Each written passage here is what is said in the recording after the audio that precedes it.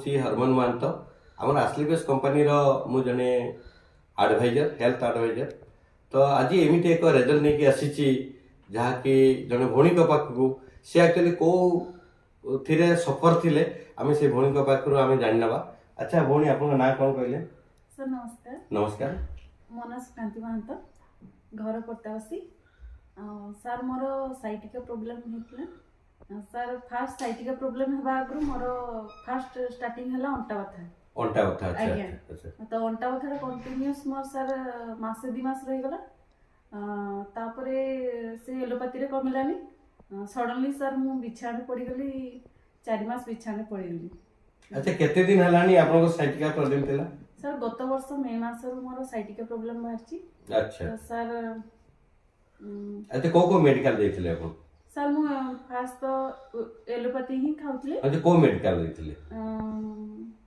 Sir मु तो भुवनेश्वर दे। भुवनेश्वर को मेडिकल ना सर सम की अपोलो की नहीं सर ओसिमी हॉस्पिटल को मते जने गवर्नमेंट हॉस्पिटल ओ गवर्नमेंट माने कलिंग हॉस्पिटल ना हाईटेक हॉस्पिटल सर केउंझर को जने गवर्नमेंट हॉस्पिटल को आस्तिले अच्छा डॉक्टर। अच्छा से प्रेस्क्राइब कर मु सेठी जे भुवनेश्वर गली एमआरआई कला परे मोर बाहला जे स्पाइनल प्रॉब्लम L5S1 दबी देछि सर। अच्छा अच्छा जहाँ पर कि साइटिका लक्षण आइतला। आज्ञा अच्छा केते दिन मेडिसिन खाइतले? एलोपैथी मेडिसिन केते दिन खाइतले?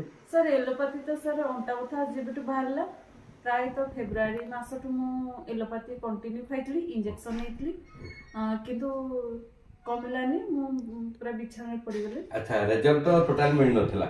नहीं सर अच्छा सिवियर हो गेला। सिवियर हो गेला ताले एबे आपण सुस्त अछंती? आज्ञा अच्छा कोन मेडिसिन खाइले सुस्त हले? सर मु आयुर्वेदिक मेडिसिन खाइ की ओहो जो कि आश्लीबेस कंपनी रो आयुर्वेदिक आज्ञा और जो कि थंडर ब्लास्ट। आज्ञा अच्छा थंडर ब्लास्ट से आ कोन खाइतले?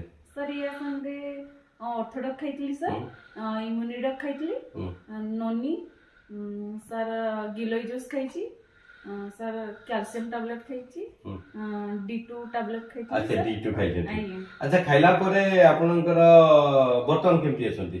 सर फास्ट तो मु बिछाने पूरा पड़थली मते धरि के लोक ने बाडबा करथले मु ए मेडिसिन खाला परे 3 मास कंटिन्यूस खाला परे मु चला बुला कली सर बिछाने उठी पाली सर 3 मास रही आपण बसी जातला। अच्छा वेरी गुड।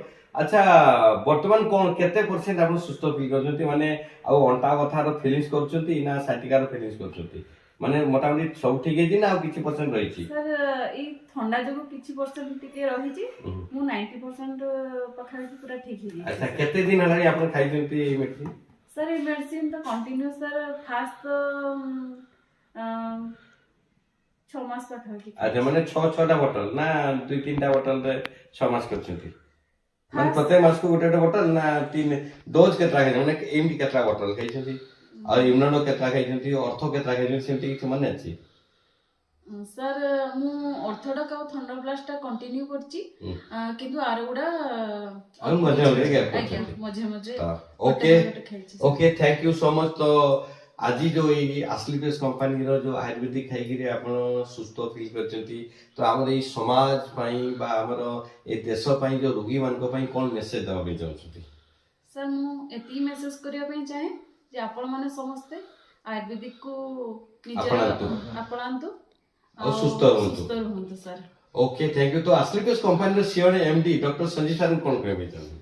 सर को बहुत बहुत धन्यवाद जहाँ पर तांको पर ही हूँ आज निज गोटे चली पार्ची सीधे ही हूँ। Okay thank you so much. अपन जान जोठी भी थी आपन को बहुत कोटि कोटि धन्यवाद। Okay thank you so much thank you. Okay ठीक है।